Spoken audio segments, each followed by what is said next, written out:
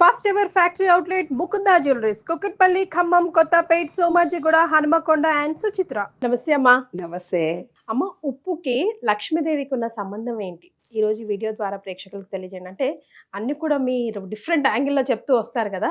So Lakshmi కటాక్షం కలగాలంటే ఉప్పుతో ఇలా చేయండి అని ఎలాంటి రెమెడీస్ మీరు చెప్తారు? అసలు ఉప్పుకి లక్ష్మీదేవికి ఉన్న సంబంధం ఏంటి? మీ నోటి ద్వారా ఎలాంటి వాక్యాలు వస్తాయో తెలుసుకోవాలని.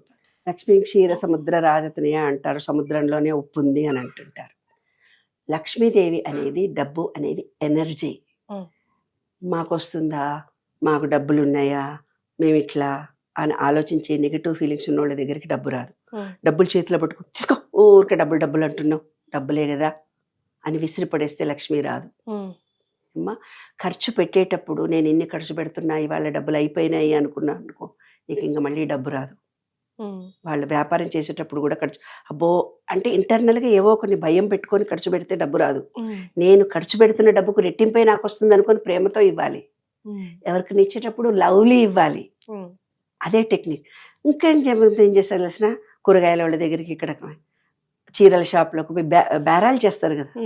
1000 రూపాయల చీర, 800కి ఎట్లా చేస్తున్నావు, తగ్గించు, కొంచెం తగ్గించు, ఇంకొంచెం తగ్గించు, ఇంకొంచెం ఈ విశ్వంలో తగ్గించు తగ్గించు తగ్గించు మాట విన్నావు కదా. డబ్బులు డబ్బులు డబ్బులు అని.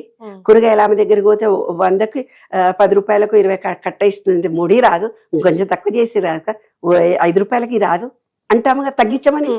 వ్యాపారం వెళ్ళినప్పుడు తగ్గించమన్నాము, బయటి వాళ్ళని తగ్గించమన్నాను, ఇల్లు కొనేటందుకు బయట. నీ జీవితంలో అన్ని తక్కువైపోతూనే ఉంటాయి.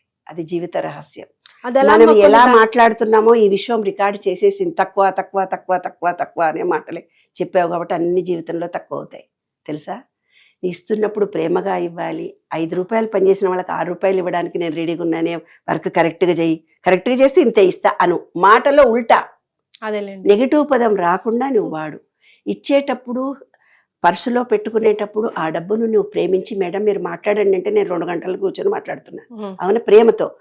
అబ్బాయి ఏమో మొహం ఇట్లా పెట్టి మాట్లాడావనుకో, నేను మాట్లాడలేను కదా. నేనే అతి సామాన్య మనిషిని నీతో గడపలేనప్పుడు, మనీ ఈజ్ ది ఎనర్జీ. ఆ ఎనర్జీ లెవెల్స్ మనలో నెగిటివిటీ, మాటలు ఉండకూడదు, బిహేవియర్ ఉండకూడదు. మనసా వాచా కర్మాణ క్లియర్గా ఉండి నెగిటివిటీ లేకుండా ఉంటేనే కదా లక్ష్మి మన దగ్గరకు వచ్చేది. కానీ ఇక్కడ ఉప్పుకు డబ్బుకు సంబంధం ఏమిటి అనంటే, ఇప్పుడు నీకు ఎక్కడి నుంచో కొంత డబ్బు వచ్చింది అంటే వ్యాపారంలో నుంచి వచ్చింది, లేదు నీ రెంట్ నుంచి వచ్చింది, లేదంటే ఉద్యోగంలో నుంచి వచ్చింది. అంటే డాక్టర్లు సంపాదించుకొని డబ్బు తీసుకొస్తారు, అడ్వకేట్లు సంపాదించుకొని డబ్బు తీసుకొస్తారు, తర్వాత పోలీస్ ఆఫీసర్లు డబ్బు సంపాదించుకొని తెస్తారు. ఎన్నో గుంజుకోను, వాడేదో బాధపడుతున్నా. డాక్టర్ దగ్గరికి పోయి నువ్వు ప్రేమతో ఎన్నడన్నా డబ్బు ఇచ్చావా నాన్న? డాక్టర్లకు ఎన్నడన్నా ప్రేమతో ఇచ్చావా? పోలీసు వాడు ఎవడన్నా నీకేం చేస్తా, నాకు పైసలు ఇంటి వాడిని తిట్టుకుంటే ఇస్తావు కదా, అవునా? అడ్వకేట్, ఈ ముండకొడుకు ఈ అడ్వకేట్ ఉన్నాడు, ఏం చేస్తున్నాడు, ఎన్నిసార్లు పైసలు అడుగుతున్నాడు, పాపం అన్ని మాటలు తిట్టి మరి పాపం అతన్ని హీనంగా ఏదో ఇస్తాం. ఆ డబ్బును వాళ్ళు వాడుకుంటే అది నెగిటివ్ జరుగుతుంది, వాళ్ళకి మంచి జరగదు.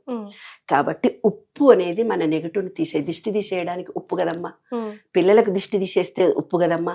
వేడి నీళ్ళల్లో కాళ్ళు పెట్టుకొని కాళ్ళ నొప్పులు తగ్గడానికి దిష్టి తీసేసుకుంటున్నాం, మన బాడీని రీఛార్జ్ చేసుకోవడానికి ఉప్పులో పెడుతున్నాం కదమ్మా. ఉప్పు అనేది నెగిటివ్ తీసేస్తుంది. నీకు వచ్చిన డబ్బుని ఉప్పులో పెట్టేసి, ఉప్పులో దీపం పెడితే వాల్యూ పెరుగుతుందని, ఆ ఎనర్జీ పెరుగుతుందని, నెగిటివిటీ తీసేస్తుందని ఉప్పులో డబ్బును పెట్టి పూజ చేస్తే అందులో ఉండే నెగిటివిటీ పోయి నీకు వచ్చే డబ్బులకి వాల్యూ పెరుగుతుందమ్మా. ఉప్పు దీపం ఎలా పెట్టాలమ్మా? ఉప్పులో పెద్ద అఖండ దీపాన్ని ఉప్పు వేసి అఖండ దీపం పెట్టి వెలిగిస్తారు నాన్న. వెలిగించినప్పుడు ఆ దీపపు కాంతిలో, అంటే సూర్య దోషాలు ఏవైనా చేసుంటే ఆ నూనెలో తయారు చేసినప్పుడు ఏవైనా నెగిటివిటీలు కొన్నప్పుడు, ఆలోచించినప్పుడు కొన్ని ఏర్పడతాయి. మనం కొనే ప్రతి వస్తువు మీద కొంత నెగిటివిటీ ఉంటుంది. అంటే ప్రతి దానికి ఒక వైబ్రేషన్ ఉంటుంది బంగారు తల్లి.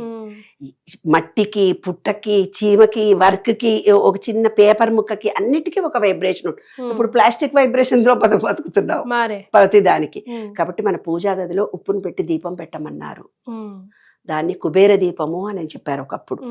తర్వాత ఉప్పులో మనకు ఏ డబ్బు వచ్చినా ఉప్పులో వేసి, ఇందులో ఉండే నెగిటివిటీ పోయి నాకు ప్రశాంతమైన స్వచ్ఛమైన ఈ డబ్బు వచ్చింది, ఈ డబ్బును నేను మంచి మంచి కార్యాలకు, మంచి మంచి కార్యాలు ఏమున్నాయి, మనకుండే పొద్దుస్తా మనం పప్పులు ఉప్పులు మరి. కొనుక్కోవాలి, ఇవే వాడుకోవాలి, ఆ. ఇవే జీవితకాలం. అమ్మ మనమే కోటీశ్వరుల లాగా ఈ డబ్బు ఇంకా బ్లాక్ అదేంటి కాదు కదా.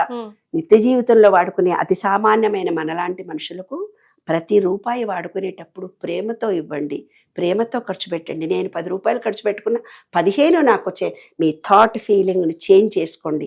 అప్పుడు మీరు డబ్బును ఆకర్షించగలుగుతారు. ఎవరినైనా ప్రేమించగలగండి. ఎవరికైనా ఇబ్బందులు ఉంటే మీరు సహాయం చేయండి. మిమ్మల్ని మోసం చేసిన వాడు ఎవరైనా ఉంటే నేను ఎప్పుడో మోసం చేశానని భావనతో ఉండండి. అప్పుడు మీకు ఏదైతే ఎప్పుడు పాజిటివ్నే మాట్లాడుతూ ఇల్లంతా శుభ్రంగా పెట్టుకుంటే కానీ డబ్బు రాదు తెలుసా. నెగిటివ్ ఎప్పుడో మా తాత మాడిన బండి అంటాడు, వాడి ఇంట్లో తుప్పు పట్టుకుపోయి ఉంటుంది, దాన్ని 24 గంటలు నెగిటివ్. ఇది మా మూలక మా అత్తగారు వచ్చినప్పుడు ఇచ్చిన వాచ్ అంటారు, అది ఎప్పుడో ఆగిపోయి ఉంటుంది. ఇవేవో చీరలు ఎప్పుడో ఇచ్చిన బూజు పట్టుకుపోయిన గిన్నెలు, ఇత్తడి గిన్నెలతో సహా ఉంటాయి, పగిలిపోయినవి ఉంటాయి. ఇంకొక సీక్రెట్ చెప్పరా, డైరీలు రాసుకొని జరిగిపోయిన విషయాలన్నీ, బాధలు కన్నీళ్ళు అన్ని డైరీలో రాసుకొని పెట్టుకుంటాం కదా, అది నిరంతరం మీ మీద నెగిటివ్ ఇస్తుంది తల్లి. ఈ విశ్వం ఎప్పుడు ఫ్రెష్గా, ఆనందంగా, సంతోషంగా పువ్వులు ఫ్రెష్గా తెచ్చి పెట్టడంలో అదే. నీళ్లలో పువ్వులు పెట్టి ఆకర్షించడానికి ఉప్పు బాత్రూమ్లలో పెడతారు, ఎందుకంటే ఇల్లు ఉంది కదా, ఇల్లులో 4 వైపులా యూజ్ అండ్ త్రో బౌల్స్లో ఉప్పు పెడితే ఏ నెగిటివిటీ మీ ఇంట్లోకి రాదు. ప్రతి అమావాస్య అయిపోయిన తర్వాత తీసి పడేయడము, మళ్ళీ ఉప్పు 4 మూలల్లో మన ఇంట్లో పెట్టుకుంటే ఏ రోగక్రిములు మన ఇంట్లోకి రావు. చిన్న టెక్నిక్. అమ్మ మరి లక్ష్మీదేవి ప్రసన్నం కావాలంటే, అంటే కొంతమంది చూస్తుంటాం అన్ని పూజలు పునస్కారాలు చేస్తూనే ఉన్నామండి, అసలు ఏంటో అమ్మవారి దయ తలచట్లేదండి అంటూ ఉంటారు కదా. సో అసలు ఇంకా ఎలా లక్ష్మీదేవిని సంపాదించుకోవాలంటే? ఇంట్లో బాత్రూమ్ నుంచి నెగటివ్ స్మెల్ వస్తుంటే, ఇంట్లో బాత్రూమ్లు కదా నాన్న ఇప్పుడు, ఆ బాత్రూంలో కడగాలి ఎప్పుడు నీట్గా, ఆ స్మెల్ రాకూడదు. తర్వాత బాత్రూంలో ఒక అడవి లాంటి చెట్లు ఉంటాయి, నీళ్లు పోయకుండా ఉంటాయి చూడు, అలాంటి చెట్లు పెట్టాలి. వాటర్ లైక్ హోమ్ ప్లాంట్స్ లాగా, ముండ్లతో ఉండే చెట్లు పెట్టాలి. ఇంట్లో పెట్టకూడదు అంటారు కదమ్మా. బాత్రూంలో పెడితే అది నెగిటివ్ ని తీసుకుంటుంది, నీకు ఇంట్లోకి రాదు నెగిటివిటీ. ఓకే. ఇంటి ముందు ఎప్పుడు దీపం పెట్టుకొని ఉండాలి, ఇంట్లో చాంటింగ్ పెట్టుకొని ఉండాలి. ఇంట్లో ఏం చేసినా ఇంట్లో జరగట్లేదు అనుకో, ఓం నమో నారాయణనో, కృష్ణ కృష్ణనో, శివ శివానో చాంటింగ్ ఉంటాయి చూడు, చాంటింగ్ పెట్టుకోవాలి. తర్వాత కొన్ని ఇళ్లలో ఏవో నెగిటివిటీ ఎక్కువ వచ్చి ఈ పక్క వాళ్ళు ఆ పక్క వాళ్ళు ఏం చేస్తున్నారు, ఒక దీపం 24 hours ఆవు నెయ్యి దీపం పెడితే ఐశ్వర్యం. 24 hours దీపం వెలగాలి. మా ఇంట్లో 45 years నుంచి అక్కడ దీపం వెలుగుతుంది. కానీ నియమాలు చాలా కదమ్మా. అంత ఏం ఉండవమ్మా, మనం పెట్టుకున్నవే బాబు. పొద్దున ముట్టుకోకూడదు, సాయంత్రం ముట్టుకోకూడదు అని, అంటే ఆఫీస్ నుంచి వచ్చిన బట్టలతో ముట్టుకుంటారేమో, ముట్టుకోవద్దు అన్నారు. నెగిటివ్ మళ్ళీ దాంట్లో ఎందుకు, పాజిటివ్ ఎనర్జీ వచ్చే పూజా గది అని. పీరియడ్స్ వచ్చిన వాళ్ళు మీ తరపున నెగిటివ్ వేవ్స్ వస్తాయి బయట నుంచి. ఇంకొక సీక్రెట్ చెప్పనా, జుట్టు విరబోసుకుంటేనే నెగిటివిటీ నీకు వస్తుంది.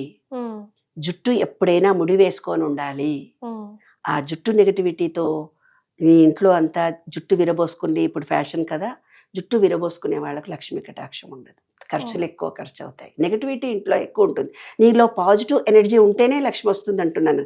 లక్ష్మి బంగారం అనేది ఎనర్జీ లెవెల్స్ ఎక్కువ ఉంటాయి, దాని ఎక్కువ ఉన్న పద్ధతుల్లోనే మనం ఉండాలి. అబద్ధాలు చెప్పకూడదు, ఎవరిని క్రిటిసైజ్ చేయకూడదు, ధర్మంగా మనం బ్రతకాలి, నీట్నెస్ పాటించాలి, శుభ్రత, నీ శరీరం శుభ్రంగా ఉండాలి, మాట శరీరంగా ఉండాలి, పద్ధతిగా నీవు జీవనాన్ని గడపాలి. ఇల్లీగల్ డబ్బుని నువ్వు సంపాదించుకోకూడదు, ఇల్లీగల్గా వచ్చినటువంటి డబ్బు మళ్ళీ నువ్వు దాన ధర్మాలే చేయాలి. అలాగ కొన్ని నియమాలు ఉన్నాయి విశ్వంలో, 12 నియమాలు ఉన్నాయి. ఆ నియమాల ద్వారానే మన జీవనయానం గడుస్తుంది. భగవద్గీత కంటే గొప్ప గ్రంథాన్ని నేను రాశాను. ఈ 12 నియమాలు ప్రతి ఒక్కళ్ళు తెలుసుకొని డబ్బు సంపాదించవచ్చు, ఆరోగ్యం చేసుకోవచ్చు, చదువులు చదువుకోవచ్చు, ఉద్యోగాలు కూడా చేసుకోవచ్చు. విశ్వ నియమాలనే ఒక పుస్తకం రాశానమ్మా, తొందరలోనే రిలీజ్ చేసి మీకు అందరికీ ఇవ్వబోతున్నాను. చాలా సంతోషం అమ్మా, and many congratulations for that. నమస్తే.